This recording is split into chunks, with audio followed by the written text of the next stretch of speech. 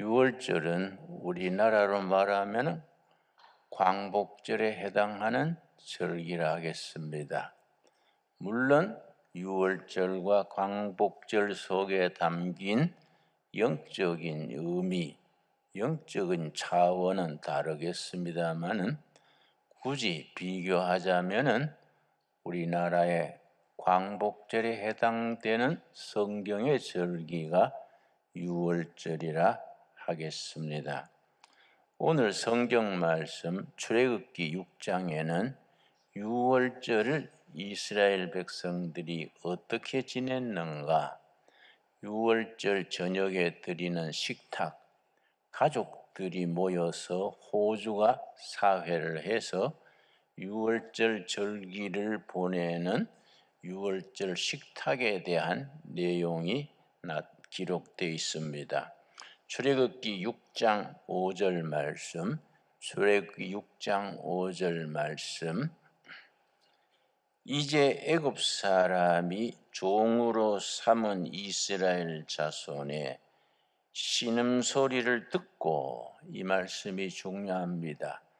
하늘의 하나님은 그제나 지금이나 백성들의 신음소리를 들으시는 하나님, 그 신음소리를 들으시고 신음소리 중에서 부르짖는 기도를 들으시는 하나님이십니다.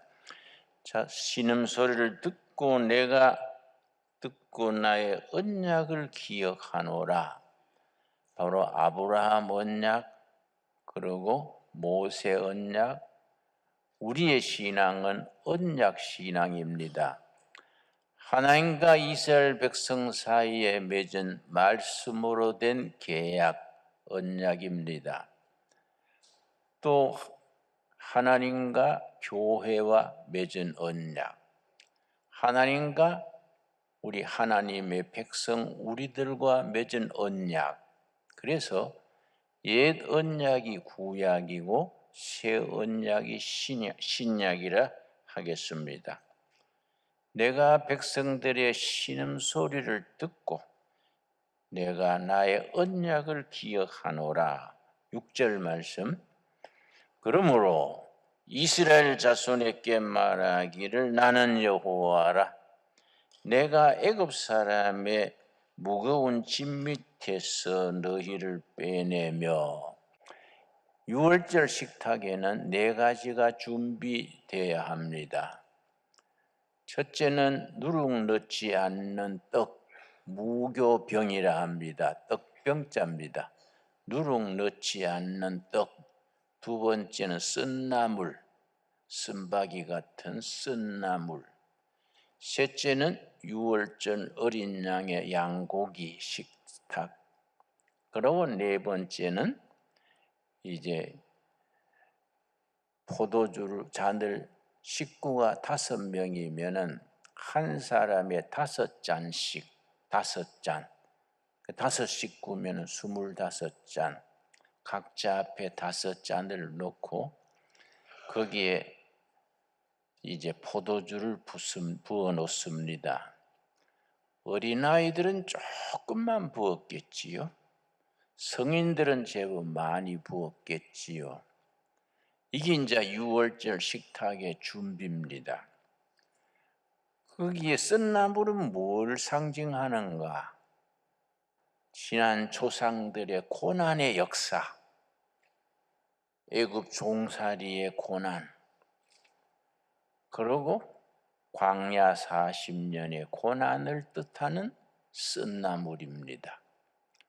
누룩 넣지 않는 떡은 무슨 영적 의미를 가지느냐? 누룩은 2가지 의미를 가집니다. 죄가 누룩으로 표현합니다. 두 번째는 그 누룩은 세상적인 사상, 이데올로기, 지금으로 말하면 주체사상이니 공산주의니 사회주의니 이런 것들이 누룩입니다. 이런 이데올로기 사상, 또 지난날에 지은 개인과 민족적인 죄, 이게 다 누룩으로 표현됩니다. 그 유월절에는 누룩 없는 떡, 무교병이 필수입니다. 그 양고기는 유월절 어린 양의 고기로 이제 요리를 해서 유월절 식탁에 올립니다. 어린 양이 지금 우리들에게는 유월절 어린 양이신 예수 그리스도지요. 그래서 요한복음 1장 29절에 세례 요한이 예수님을 보고 보라, 세상 죄를 지고 가는 하나님의 어린 양이로다. 그렇게 얘기했듯이 어린 양 예수님의 살, 그로 이제 요리를 합니다. 그리고 이제 포도주 잔을 식구별로 5잔. 그런데 호주와 유월절 식탁에 예배를 드리면서 6절 다시 읽습니다. 그러므로 이스라엘 자손에게 말하기를 나는 여호와라. 내가 애굽 사람에게 무거운 짐 밑에서 너희를 빼내며, 그러면은 식구들이 빼내며 복창을 하고 첫째 잔을 마십니다. 두 번째, 그들의 노역에서 너희를 건지며, 그러면은 식구들이 건지며 복창을 하고 두 번째 잔을 마십니다.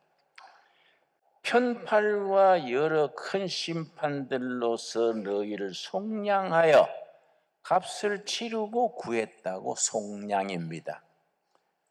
우리 죄를 대신 피 흘려서 값을 치르신 어린 양 예수님, 속량입니다. 속량하여 호주가 그래 읽으면은 식구들이 또 속량하여, 그리고 세 번째 잔을 마시게 됩니다. 7절 마지막으로 너희를 내 백성으로 삼고, 그러면은 식구들이 내 백성으로 삼고, 그리고 네 번째 잔을 마십니다. 그리고 다섯째 잔은 그 자리에 둡니다. 그 잔은 누구를 위한 잔이냐? 유월절의 주인 되신 메시아, 만 백성을 구원하시기 위해서 피 흘려 죽으신 메시아 그리스도를 위한 잔입니다. 그래서 유대인들의 신앙인 유다이즘, 제사장, 바리새인, 서기관들이 믿던 유대교와 우리가 믿는 기독교와의 차이가 뭐이냐? 그 다섯 번째 잔 주인인 메시아 그리스도가 아직 안 오셨다. 지금 또 기다리고 있습니다.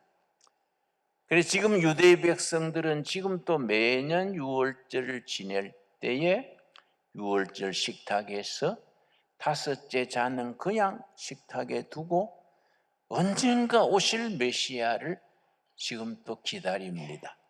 우리는 그게 아니다. 이사야서 53장, 이사야서 7장 이런 말씀에 거듭 예언된 대로 예수 그리스도가 이미 오신 메시아다. 우리들에게는 예수님이 다섯 번째 잔의 주인이 되시고 유대인들에게는 아직 오지 않으셨습니다. 7절 말씀 우리 한번 같이 읽겠습니다. 너희를 내 백성으로 삼고 나는 너희의 하나님이 되리니 나는 애굽 사람의 무거운 짐 밑에서 너희를 빼낸 너희의 하나님 여호와인 줄 너희가 알지라. 우리들의 신앙 고백이 되어야 합니다. 거듭 강조합니다마는 좋은 신앙, 좋은 교회는 세 가지를 갖추어야 됩니다. 첫째는 거룩한 제사, 예배입니다. 예배. 둘째는 분명한 신앙 고백. 지금 또 이스라엘 백성들은 출애굽기 6장 5절에서 7절까지의 말씀을 그들의 신앙 고백으로 삼습니다. 우리들 크리스찬들은 마태복음 16장 15절 16절에 예수님과 제자들과의 대화에서 예수님이 물으셨습니다. 너희는 나를 누구라 하느냐? 예수님을 누구로 알고 누구로 믿느냐에 따라서 그 사람의 운명입니다. 운명. 그 사람의 미래가 결정됩니다. 예수님이 너희는 나를 누구라 하느냐? 베드로가 청 나서면서 주는 그리스도시요 살아계신 하나님의 아들이로소이다. 가장 기본되는 신앙 고백입니다. 주는 메시아 그리스도시요 살아계신 하나님의 아들이로소이다. 예수님이 그 대답에 흡족하셔서 그 분명한 신앙 고백, 가장 짧고 소박하고 그러면서 신앙 고백에 엑기스가 다 들어있는 마태복음 16장 16절 베드로의 고백에 흡족하셔서 그걸 알게 하신 이는 네가 아니다. 성령께서 그걸 깨닫게 하신 것이다. 그렇게 칭찬하시고 그 신앙 고백 위에 내가 교회를 세우겠다. 교회는 분명한 신앙 고백 위에 세워집니다. 우리가 바른 신앙 좋은 교회 세 번째는 응답받는 기도입니다. 여러분, 우리가 살아온 세월을 돌이켜 보십시오. 험한 세월 보내면서 우리 광복절이 1945년 8월 15일인데 이번 주가 광복절 78주년, 건국 45주년, 질풍노도의 시대를 지냈습니다. 광복에 이어서 좌우 간의 피나는 투쟁, 테러, 살육, 서로 간의 충돌이 끊임없었습니다. 6.25 전쟁, 그리고 4.19, 5.16 정말 태풍이 부는 같은 역사를 지나왔습니다. 저는 1941년 해방되기 전 4년 전에 일본 도쿄에서 태어났습니다. 아버지가 도쿄에서 택시 운전하셨어요. 5살 때 해방된 광복절을 맞은 후에 그 가을에 기국선 타고 귀국해서 고향인 경북 청송 산골로 들어갔습니다. 그 뒤로 지금까지 82년 세월에 정말 태풍이 부는 것 같은 세월을 지냈습니다. 참 우리 세대는 정말로 순탄하지 못한 시절을 지났습니다. 가만히 돌이켜보면은 고비고비마다 하나님이 간섭하시고 인도하시고 이끌어 주신 것을 신앙 고백으로 고백하게 됩니다. 그리고 때를 따라 하나님이 우리 기도를 들어 응답하신 것으로 기도 응답을 우리가 확신하게 됩니다. 나는 이승만 대통령이 우리 역사에 역사가 지나갈수록 빛나는 5가지 공로가 있습니다. 첫째는 평생을 독립운동에 헌신한 것, 첫째지요. 둘째는 자유민주주의를 뿌리내리게 한 겁니다.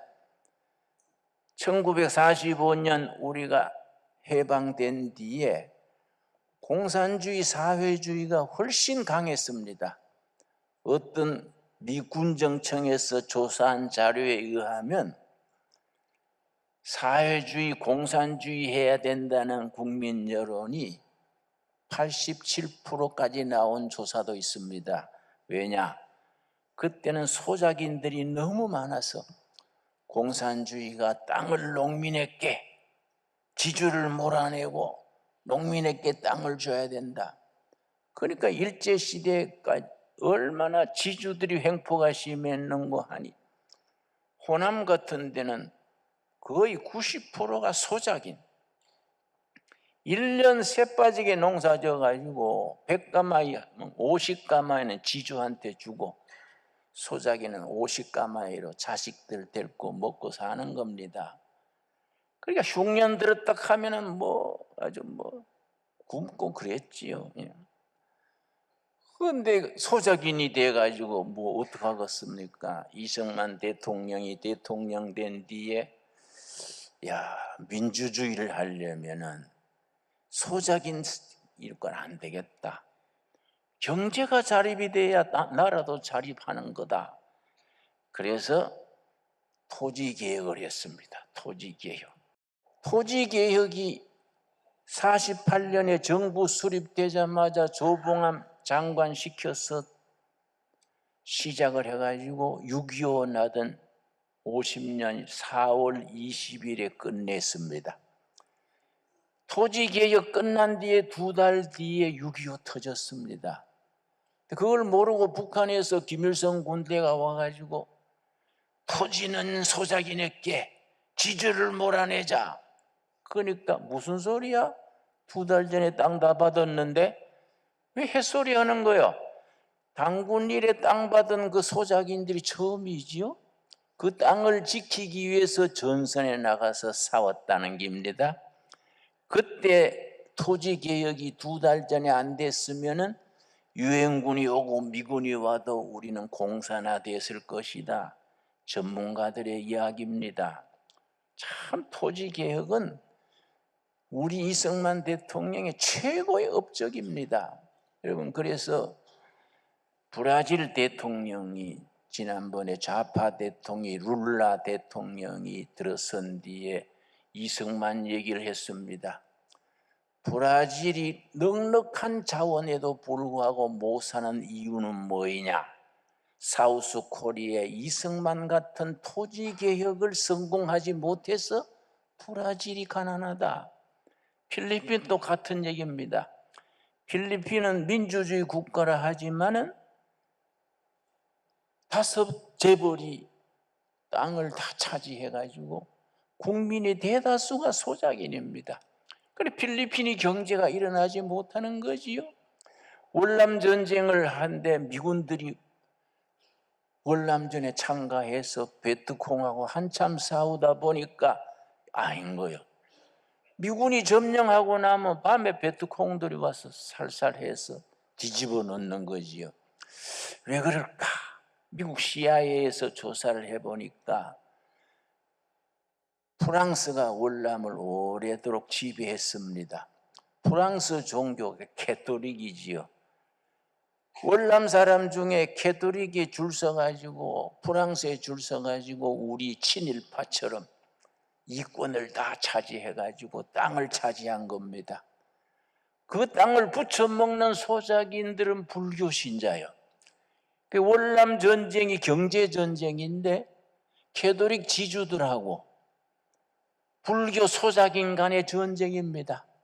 미국이 아무리 돈을 갖다 붓고 군대가 50만 가도 이겨낼 수가 없는 거지요. 그래서 미국 CIA에서 지도자를 모아가지고 티우니, 키이니 그런 사람들 있지요. 모아가 안 되겠다. 사우스 코리아처럼 토지 개혁을 해야 전쟁 이길 수 있다. 지주들한 땅을 전부 소작인들한테 나누어 주시오. 그래 안 하고는 월남이 공산화 막을 길이 없다. 그러니까 캐토릭 지주들이요. 그게 바로 빨갱이들이 하는 소리다. 미국이 우리를 도와주면 도와주지 왜 베트콩들이 하는 소리를 그래 하려하냐? 반대해가지고 못했어요. 나중에 캐토릭 지주들이 땅 문서 쥐고 베트콩한테 맞아 죽었어요. 대한민국 토지개혁은 전 세계 성공 사례입니다. 이승만 대통령의 위대한 업적이요. 중요한 건 뭐냐? 이승만의 농지개혁의 기준이 레위기 25장 토지경제법에서 나온 겁니다. 그래서 우리가 한국교회는 가슴을 펴고 긍지를 가져야 됩니다.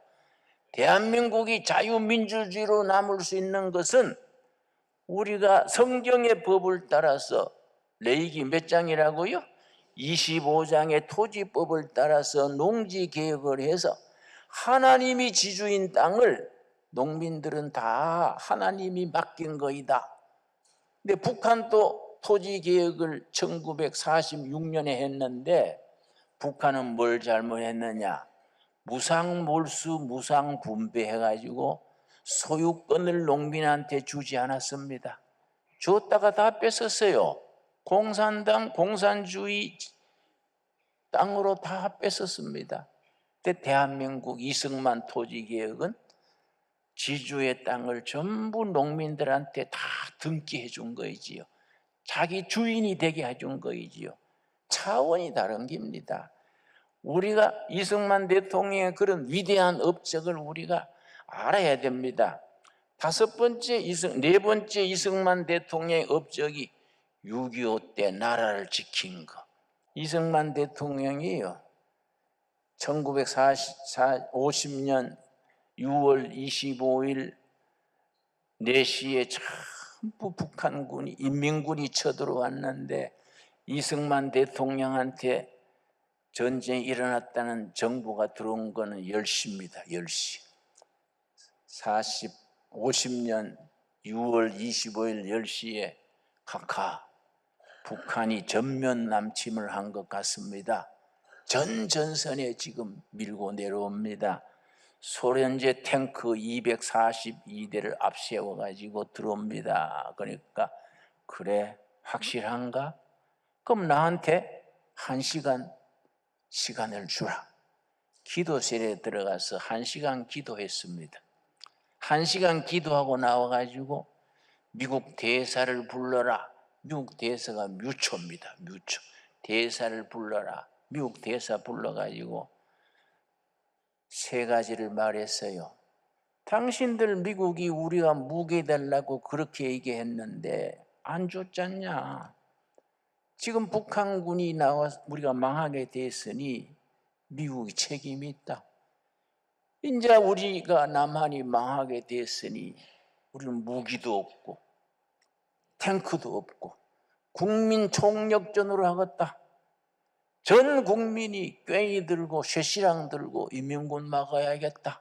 첫째입니다. 둘째는 미국이 무기도 안 주고 미국이 어리석은 정책으로 이렇게 됐으니 미군이 우리를 유엔군이 도와줘야 되겠다. 2번째지요. 응? 3번째, 차제에 완전히 남북 통일을 이루어야겠다. 그게 이제 만난 첫 번째 얘기입니다. 나중에 진해에 가가지고 피해 있을 때에 메가더 장군이 뮤초 대사를 보내가지고 아무래도 낙동강 전선이 무너질 것 같으니 임시 정부를 오사카로 옮기시오. 기회를 봐서 다시 재기해야겠습니다. 메가더 장군이 뮤초 대사를 보내가지고 그렇게 권했습니다. 이승만 대통령이 그 말 듣고서는 주머니에서 권총을 꺼냈어요. 총을 꺼내가지고 미스터 뮤초, 여기 실탄이 3발 있어. 내가 왜 나라를 떠납니까? 마지막까지 지켜야지요. 인민군이 오면 한 발은 쏴 죽이고 한 발은 내 와이프 프란체스카 여사 죽이고 셋째는 내가 자살로 끝내겠어. 난 절대 일본으로 안 갑니다. 참 그 기백이 있는 거지요. 이승만이 잘한 것 중에 마지막 잘한 게 뭔지 아십니까? 한미동맹입니다. 한미동맹. 거기 아주 딱 시대를 내다보고 한미동맹을 맺은 뒤에 이승만이 사인을 하면서 그랬습니다. 그 한미동맹 서류에 사인을 하면서 이로써 우리 후손들이 전쟁 안 하고 나라를 지킬 수 있게 됐다. 이승만의 얘기입니다. 그런 공로를 생각해서 기념관이 진작 써야 되지 않습니까? 그런데 자꾸 나쁜 것들을 들춰내지요. 저는 이승만 잘못한 게 3가지라고 생각합니다. 다음 기회에 우리가 또 얘기하기로 하고요. 사람마다 공이 있고 과가 있습니다. 다시 말씀드려서 나는 공이 7, 과가 3. 여러분 살아온 세월을 돌이켜보십시오. 내 경우는 아마 과가 한 10, 공이 한 3이나 될까요? 응? 사람마다 살아온 세월 보면 약점, 장점, 잘한 거, 못한 거 있습니다. 그걸 생각하고 전체를 봐가지고 이승만 대통령을 국부로서 우리가 모시고 기념관을 세워가지고 동상도 세우고 후손들에게 대한민국 역사를 가르쳐야 되지 않겠습니까? 우리가 6월절과 광복절을 영적으로 같이 생각을 해서 이 나라의 바른 역사관, 바른 국가관을 후손들에게 가르쳐야 됩니다. 이 프로그램은 여러분의 미디어 선교 후원으로 제작되었습니다. 선교는 사명, 후원은 동역. 당신도 복음을 전할 수 있습니다.